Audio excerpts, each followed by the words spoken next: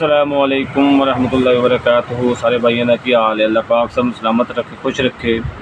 अज की वीडियो जी है ना, काफ़ी ज़्यादा दोस्तों ने पता उसी कि हड़प्पे शहर के 3 to 4 दुकाना जड़ियाँ जल गई, जल इंज गई कि छत्तां भी थले डिग पई, पिघल गई। तो उन एक दुकान जी थी वो तो यानी कि 5 दुकाना उनके मिक्स हुई सी। कपड़िया का बच्चों का समान थी, ज्वैलरी का वगैरह हो गया।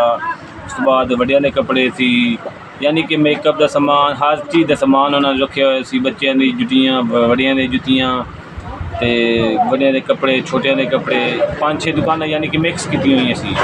तो वजह की बनी है? वजह यह बनी सी कि ईद दी छुट्टियां सी, ईद के घर चले गए बंद करके दुकाना। तो बैटरियाँ जी सी ना उन्होंने सोलर पर चार्ज करके चले गए। वो की बनया, वो बैटरियाँ फुलदियाँ फट गई। वजह तो ही बनाई अगां अल्लाह ने पता है की होया सी। लेकिन उस तो बाद 1122 वाली दफ्तर साढ़े को है नहीं हड़प्पे में, क्योंकि 800-900 दुकान, 1000 दुकान बन जाती है हड़प्पे शहर के। लेकिन एक भी 112 वाले की ना गड्डी इत्थे नहीं मौजूद है। तो फिर पानी के जोड़े हैं ना पैपा नाल या बाल्टियां नाल कितना बुझा सकते हैं। तो बहुत ज़्यादा अग की जी शिद्दत आई ना, बहुत ज़्यादा आई। तो टाइम भी सुबह 6:30 बजे टाइम होता है। तो उस टाइम अग लग चुकी थी जिन्हें 4 दुकानों वो कट्ठे दुकाना से उन्होंने लग गई अग। उस तो बाद 1-2 दुकाना अलहदा सी, उन्होंने भी अग लग गई। तो दुकानदार जोड़े इस चीज़ का बड़ा एहतियात रखो। अपने दुकान से जो निकलो उदो हर चीज़, अपनी लाइटिंग हर चीज़ बंद करके निकलो, क्योंकि जो है ना सोलर उन्हें तो अपना काम खाना ही खाना है, क्योंकि उन्हें अपनी हीट देनी है, थले प्रेशर देना है बिजली का। तो उन्हें अपना काम जो है ना भी खाना है। जहरी गल बैटरियाँ तो फटना ही थी जो 2-3 दिन हो गए सी जनाब। वो की होया कि हीट ज़्यादा हो गया, प्रेशर तो उन्हें फटना ही थी।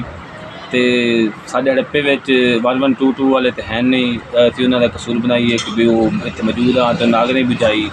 वो तो है नहीं, कोई नहीं, फिर अग किन्ने बुझानी थी, क्योंकि पानी के पंप हैं उन्होंने कितना प्रेशर होता है, या बाल्टियाँ कोई कितनी बुझा सकता है। अग की शिद्दत ही बड़ी ज़्यादा है।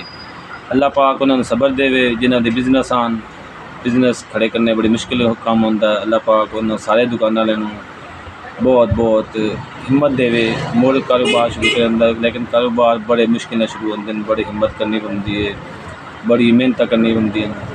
अल्लाह पाक उन्होंने सबर देवे, साड़ी तो दुआ है उन्होंने। तो बाकी दुकानदार रात को कोशिश करनी चाहिए कि अपनी दुकान जावन के टाइम हर चीज़ कोशिश करो बंद करके जाओ, ताकि दुकान के नुकसान तो बचे जा सके।